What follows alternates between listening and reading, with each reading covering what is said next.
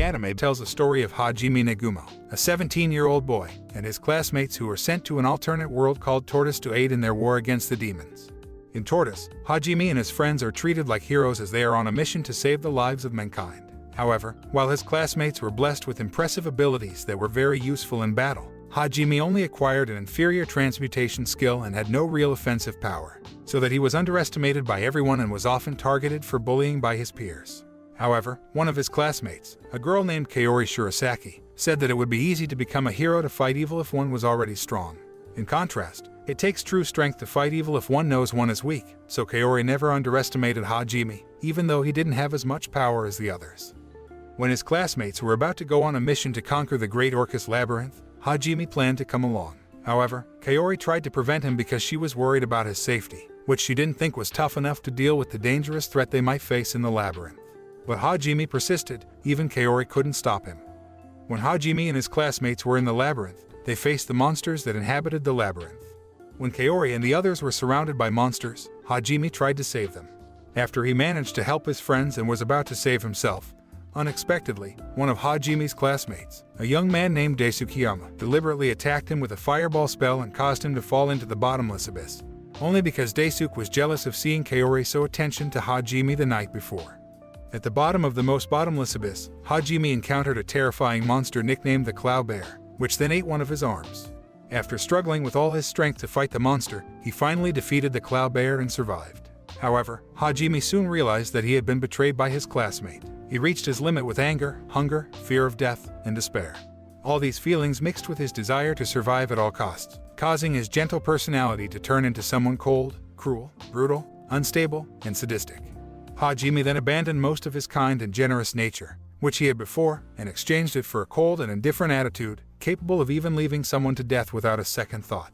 Hajime was determined to become stronger to get out of that place, avenge those who had bullied him, and return to his original world.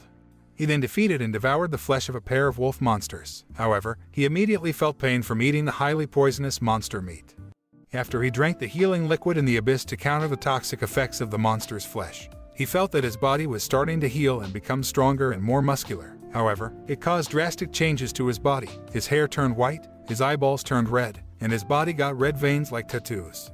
Realizing this, Hajime started his struggle to become stronger by defeating the monsters. He then came face to face with two giant monsters guarding a room. After successfully defeating the monsters, Hajime then entered the room and was very surprised to find a girl being chained and sealed. The girl told him that her name was Yu and that she was a vampire with the unique skill to regenerate her body. Yu then told Hajime that her uncle and vassals betrayed her and sealed her in that room. Knowing that Yu had the same past as him, both of whom had been betrayed, Hajime decided to save her. After rescuing Yu, Hajime again faced the monster guarding the room, but this time, it was stronger than the previous one. Hajime and Yu then teamed up to face the monster and managed to defeat it, although Yu lost a lot of magic energy. Therefore, Yu was biting Hajime's neck and sucking out his blood to recover her strength. Long story short, when Hajime and Yu reached the 100th floor, they encountered a mighty Hydra monster because one of the Hydra's heads had the power to heal itself. Not only that, but Hajime got into trouble when Yu was hypnotized by one of the Hydra's heads, causing her to hallucinate, so Hajime kissed Yu to wake her up. After Yu regained her senses, the two of them worked for hand in hand to defeat the Hydra monster by putting all their strength into it. Hajime and Yu finally defeated the giant Hydra monster, although he had to lose his right eye and collapse unconscious. Because they managed to defeat the Hydra monster and reach the 100th floor, Hajime and Yu managed to conquer the Great Orcus Labyrinth and met the creator and the caretaker of the labyrinth, a man named Oscar Orcus. Oscar then shared the concept of the Great Orcus Labyrinth with Hajime and Yu, namely giving strength and experience to the challenger so that they could overcome their own limit. Oscar gives the knowledge of creation magic to Hajime and Yu because they managed to overcome its trial. Creation magic grants the user control over any object, structure, or mineral, allowing the user to shape or transform them in any way they wish. Before leaving the Great Orcus Labyrinth, Hajime planned to learn some new magic and create a mechanical arm with his magic to replace the missing arm.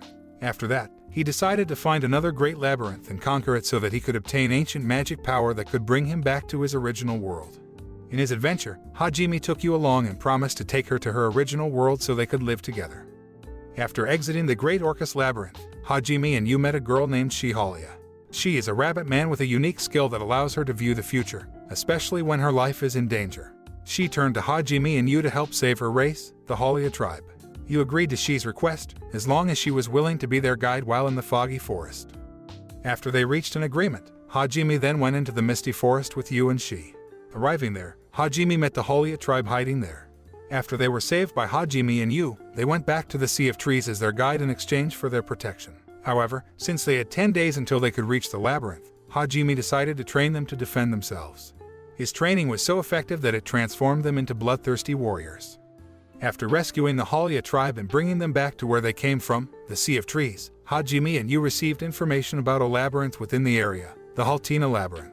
However, Haltina Labyrinth turned out to be only accessible when they had conquered the other 4 great labyrinths, so they decided to continue their journey and look for another labyrinth. Shi volunteered to accompany Hajime and Yu on their journey of conquering the labyrinth. Even though Hajime refused, Yu instead allowed Shi to join them on their journey to find the Great Labyrinth because she had considerable strength and could help them complete the challenges in the labyrinth. Finally, Hajime complied and allowed Shi to come with him. After that, Hajime and the others found the Great Risen Labyrinth, a labyrinth that didn't allow anyone in it to use magic power. Since the structure inside the labyrinth frequently changed over time, they were having difficulty determining the way out of the labyrinth. However, because of the solid cooperation of the 3 of them, they finally succeeded in conquering the labyrinth. They met the creator and the caretaker of the labyrinth, a woman named Mildy Risen, in the form of a golem. Because they had successfully conquered the Great Risen Labyrinth, Hajime and the others were given knowledge of gravity magic, namely the power to control gravity. Mildy Risen told them that the concept of the Great Risen Labyrinth is force challengers to clear obstacles without the aid of magic. After that, Hajime and the others were thrown out through the water channel, and since she couldn't swim, she had difficulty breathing underwater and drowned. Hajime rushed to Shi's aid and performed CPR to save her life. Long story short, Hajime and the others then continued their journey and arrived at the city of Furin, where they met the Adventurers Guild, a man named Ilwa Chang, who asked Hajime and the others for help to go to the northern mountain range and investigate the whereabouts of some adventurers that disappeared there. Among those was the 3rd son of a count that Ilwa was well acquainted with, Wilkudada. Because Ilwa offered some money and full support if he ever got into trouble with the guild, Hajime then agreed to his request. Hajime and the others rushed to Northern Mountain and accidentally met his homeroom teacher, Eiko Hatayama, and some of his classmates who were on a mission there. Eiko was shocked to discover that Hajime was still alive and asked about what happened inside the labyrinth. Hajime then told all he experienced when he fell into the abyss and his struggle to conquer the labyrinth. Not only that, but he told Eiko that one of his classmates wanted to kill him on purpose. Eiko was shocked to hear Hajime's words because she did not expect that one of her students would act like that to their own friend. The next day, Eiko and Hajime's classmates decide to help Hajime carry out his mission.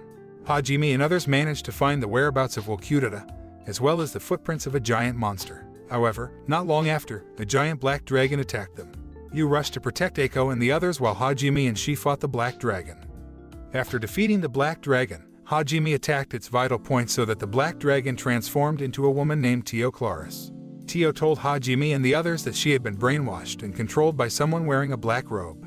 She then informed that that person controlled the other monsters and planned to destroy the city. With the help of Tio, Hajime and the others then prepared themselves for the attack. Using sufficient magic power, weapons, and solid cooperation, Hajime and the others finally managed to subvert the monsters and found the mastermind controlling the monsters, who was none other than Yukitoshi Shimizu, one of Hajime's classmates. Shimizu turns out to be using his dark magic to control the monsters. Shimizu then teamed up with Rias, a demon who asked Shimizu to kill Eiko and offered him fame and glory amongst the demons. After monitoring the situation from afar, Rias was about to kill Eiko but was thwarted by Shi, so the attack hit Shimizu and left him dying. Hajime managed to find Rias' whereabouts, but the demon managed to escape. Because Eiko was hit by a deadly poison from Shimizu's attack, Hajime then helped Eiko by drinking the healing water directly from his mouth. After that, he decided to kill Shimizu and get rid of his suffering. Hajime and the others then took Wilkudada to meet Ilwa, who was very happy that Will had survived. Hajime then accepted Tio's presence as his new companion.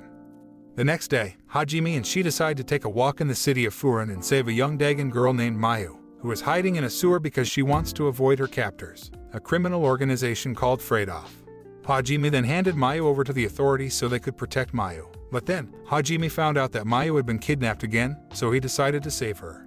He asked Yu, Shi, and Tio for help to destroy the criminal organization that had kidnapped Mayu and defeated all their members who were all over the city. After that, Hajime blew up their base, leaving Freydov completely destroyed. Hajime had saved Mayu's life, and Mayu then addressed Hajime as Papa and looked very spoiled to him. After finishing the business in the city of Furin, Hajime and the others then went to the city of Harem, the birthplace of Oscar Orcus, and the entrance to the Great Orcus Labyrinth. Unexpectedly, Hajime met one of his classmates, a young man named Kusuke Endo, who was very surprised to see him had survived and conquered the Great Orcus Labyrinth. Kusuke then told Hajime that he and his friends were attacked by a female demon named Catalia and the monsters while inside the Great Orcus Labyrinth. He managed to rise to the surface because of his friend's struggle, who had high hopes for him to bring reinforcements. Kusuke then tried to convince Hajime to help their classmates. Hajime finally agreed to help Kusuke and their classmates. It didn't take long for Hajime to defeat Catalia and the monsters. When Catalia refused to reveal her true plan, Hajime shot Catalia and killed her. On the other hand, Kaori looked so happy that she had tears in her eyes at being able to meet Hajime again. After he fell into the deepest abyss, Kaori apparently did everything to find and save Hajime, but her efforts always failed. After they all got out of the labyrinth, Kaori confesses her love for Hajime. However, Hajime rejects Kaori's declaration of love because he already has Yu and considers her his girlfriend. Not giving up, Kaori insisted on joining Hajime's journey to conquer the labyrinth. Even though Hajime refused, Yu didn't mind and accepted Kaori as her companion. Hajime, Yu, Kaori, Shi, Tio, and Mayu then continue their journey to Mayu's hometown, and the first season of this anime series ended. The moral that can be learned from this anime is never to underestimate someone just because he is weak, because true strength does not come from people who have great strength over others. Still, true strength comes from people who do not have any strength but are willing to muster all their strength to save others and even sacrifice their lives for them.